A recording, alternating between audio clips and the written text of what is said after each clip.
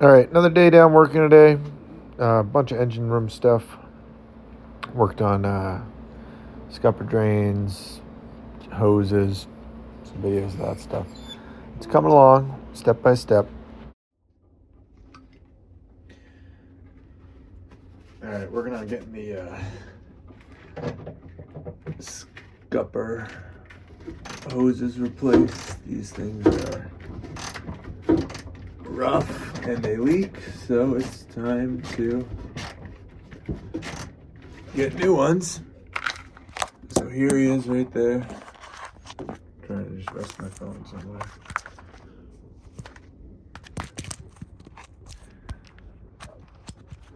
All right, so I've got the scupper hoses off.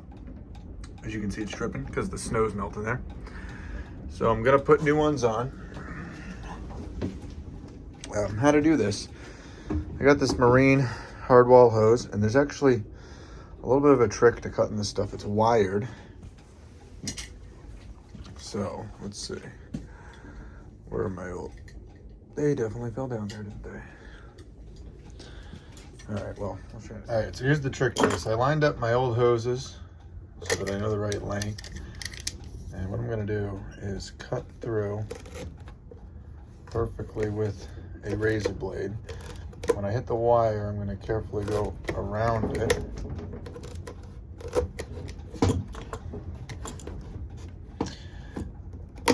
Oops, that might be the wire right there.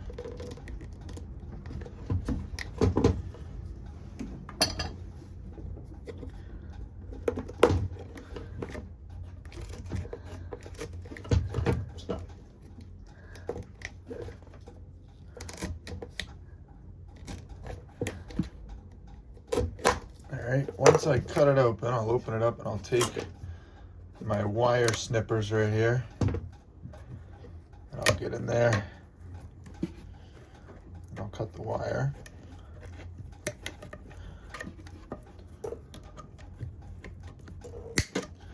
All right, so the wire's cut. Now, I don't want to trip on this thing, so I'll kind of get back a little bit in here.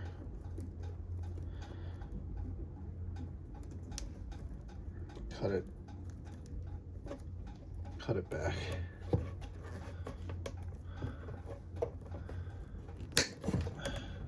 All right, so here's my new hose. So now I can take this hose and I can work it in there.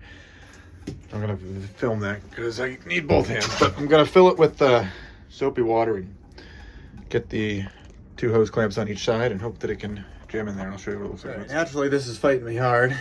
I got this side in. That dripping is, I think, where the transmission shifter is, and then it's dripping down to the scupper drain. But the scupper drain should be good. This side, I'm having trouble bending in there, but I'm gonna keep wrestling it. It's tough. These hoses don't bend very easily. There's both in. 1, 2. One more tiny step forward. All right, what I'm continuing to do now is take off the cooling hoses. So like these, I'm gonna replace all these. This is the thermostat housing. I don't have the gasket for it, but I took it off. It looks okay, and the thermostat does too, so I'll worry about that later. But I'm fighting off this old, like this braided cooling hose is probably original from this engine's not original, so 1980 something when it was replaced, if it was even new then. And I was saying at one point, just a little thing I learned from working on old cars is if there's one thing you can do to make an engine more reliable and make your life easier, it's replace all the hoses, especially ones from the 70s. And then there's just less things that are break. Most coolant leaks are simple things like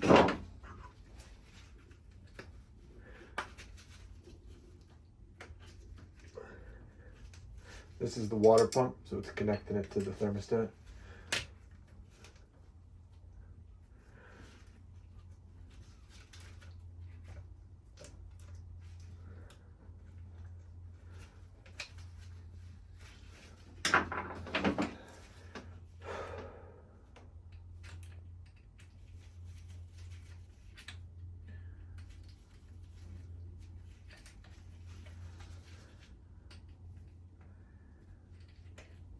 to buy replacements for all these, I just take the hose out all the way, and then I go to O'Reilly's.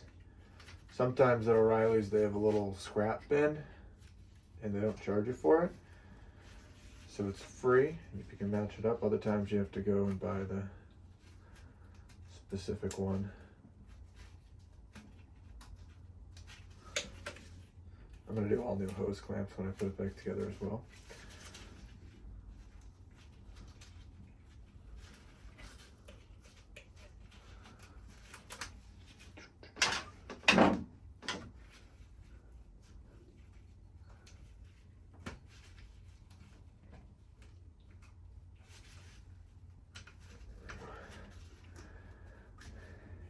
Yeah, here's this elbow. So this thing's probably, and I haven't seen braided hoses like this with rusted indents like that ever in my life, so it's probably pretty old.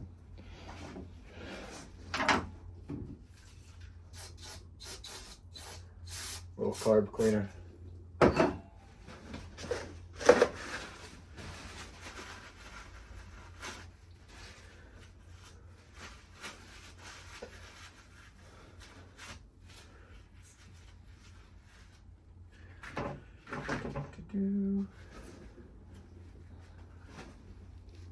Not going to do it right now. Not going to do it right now, but as we get into it as well, the fuel lines. So one fuel line there. These little ones are called fuel return lines. The diesels always have them. And there's one there. You can follow it all the way back up to the gas tank. And then of course the fuel line coming in all the way. That's the fuel filter. And then into the engine. I'm going to add, before this, closer to the fuel tank, another fuel filter. I had one of these on my Mercedes 300 back in the day. That's an inline one and it's clear and it's easy to swap, so you can kind of see if that one's getting dirty. And then you have, this one's called the secondary, and that's the finer particulate one. And then it comes in here to the high pressure fuel pump, which is why it turns to metal lines till the fuel injectors. Pretty simple. I have some 3/4 hose here, so I'm gonna start putting it back together. It's actually nicely marked, 3/4 right on it. So create this little elbow. I also bought a full thing of hose clamps so that I don't have to keep running to the store. These are 304 stainless steel. Some people say you got to get a higher version, 314 or something. But I'll let you know how these ones work out. I'll keep it, since I know that they're not the same as the highest end West Marine ones. Just gonna take the hose and snip it with this hose snipper. Bam. And then line up this guy too.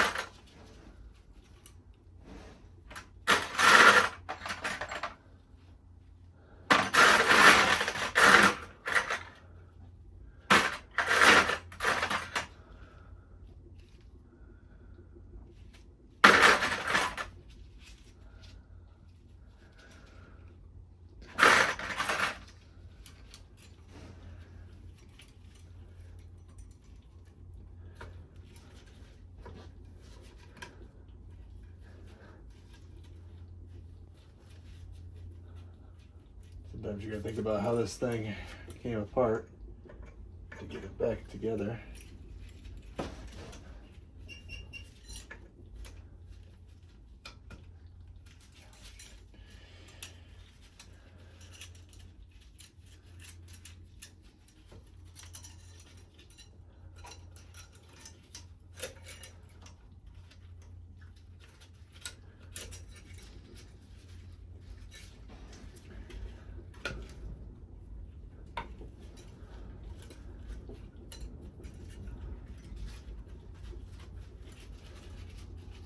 Try it this way.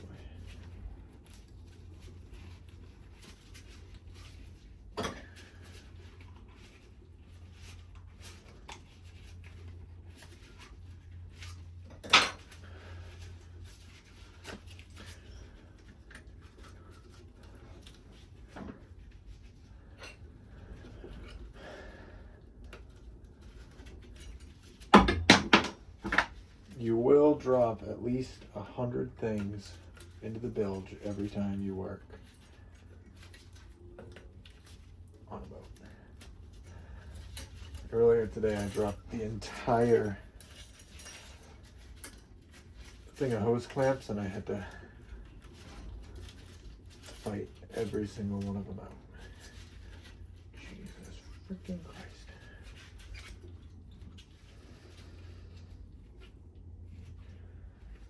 Whew. Cramp in the arm. Come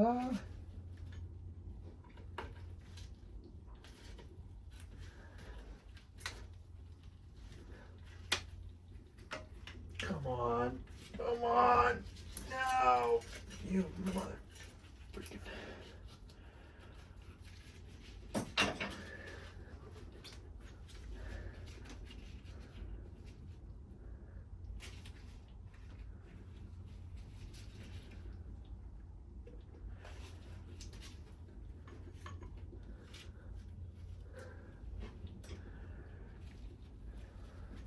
I know someone's laughing, thinking this is like the easiest thing ever. And it is the easiest thing ever. But it is also the most freaking... It's not even the most frustrating thing I've done today. But it's definitely the most... I'm cramping up in my arm. Ah! Definitely the most frustrating thing I'm doing right now. Okay, he's in. He is in. I'm gonna twist him.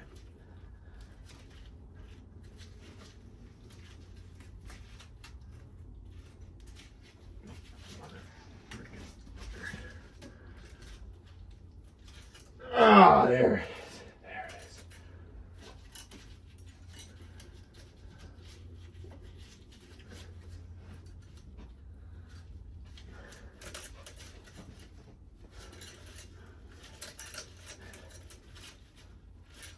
As always, that was 10 times more difficult than it should have been.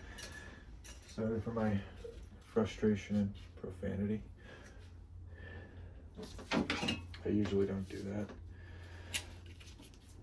Except when I work on cars or boats or others.